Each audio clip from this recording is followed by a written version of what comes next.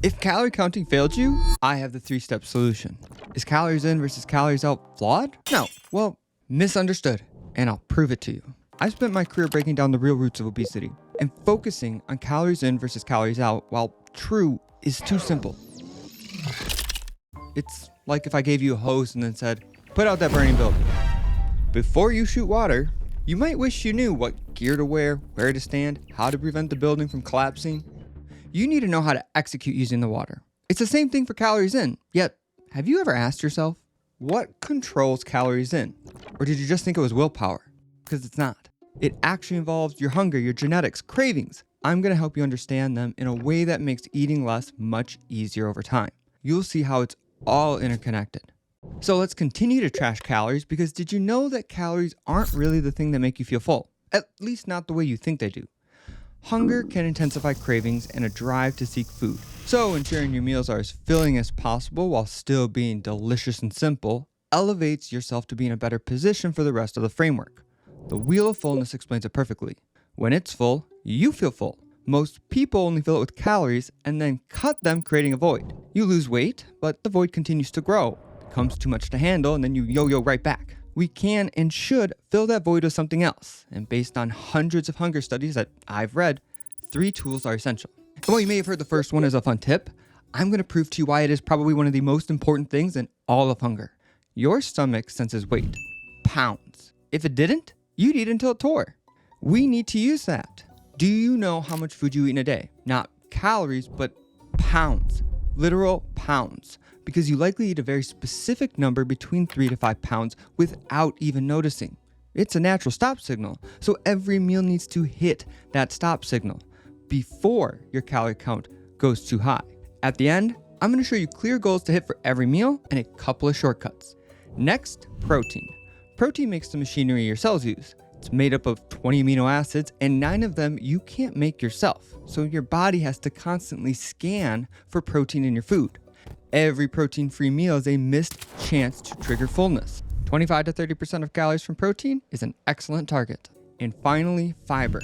Fiber adds weight and feeds your gut bacteria. You have an entire ecosystem in your gut that helps you regulate appetite, metabolism, and even your mood. Fiber is the best researched food that fosters the good bacteria that release hormones and metabolites that reduce appetite, cravings, and improve your mood.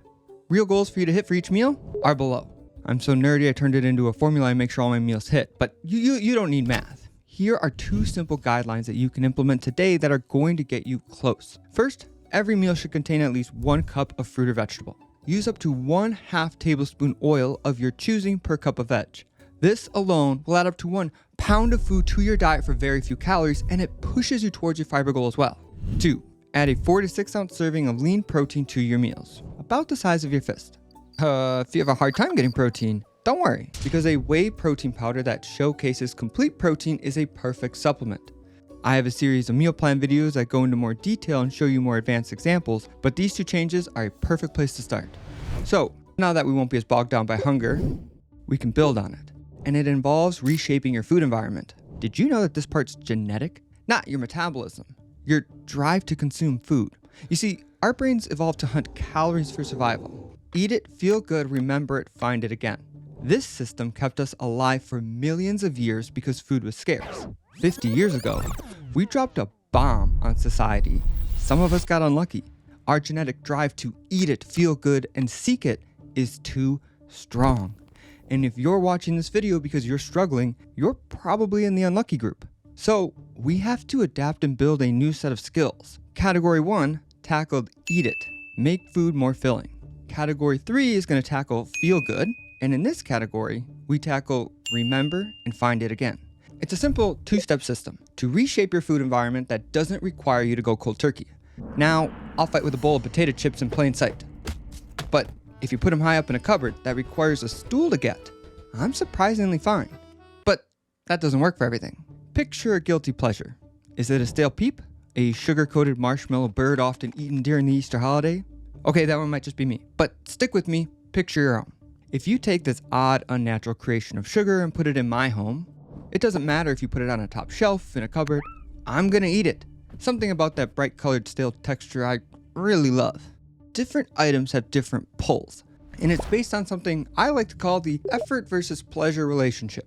The key here, when you eat something you don't want to, it's not because it just tastes good. It's because it tastes better than the amount of effort it takes to get. We're gonna call this effort friction. Because we don't really have control over the pleasure, we have to focus on the friction. Let's start with the potato chips. I found that when the bag is poured in a bowl in the open, my brain becomes Kung Fu Panda. So I added one layer of friction. Put them in a cupboard high enough that requires a stool to get. The key here is the stool and extra action I have to take to get the food. That's step one for a specific food item. Add one instance of friction. But out of reach is just one example. There are many, and I doubt you've tried them all.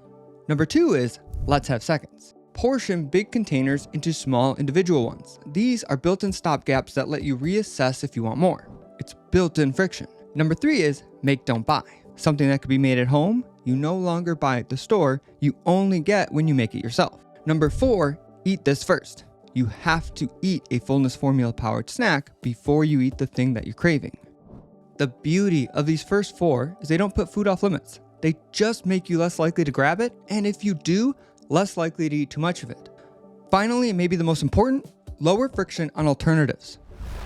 If raising friction on unhealthy foods lowers your urge to eat them, lowering friction on healthy foods you want to eat does the opposite.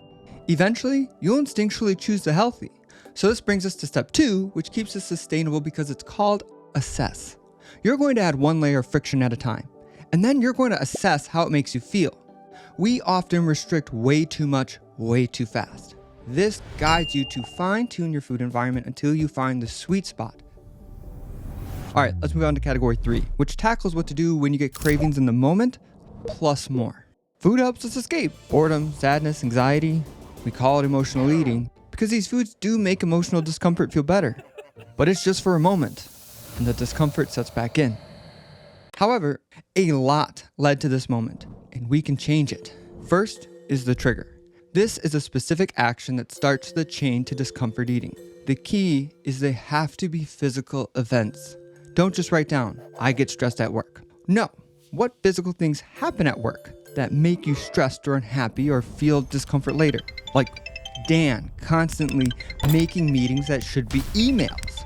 You don't even have to fix it, just make it more manageable. Like Dan has to email you first before he is allowed to send a Teams request. These stack over time and give you real relief later on in your day.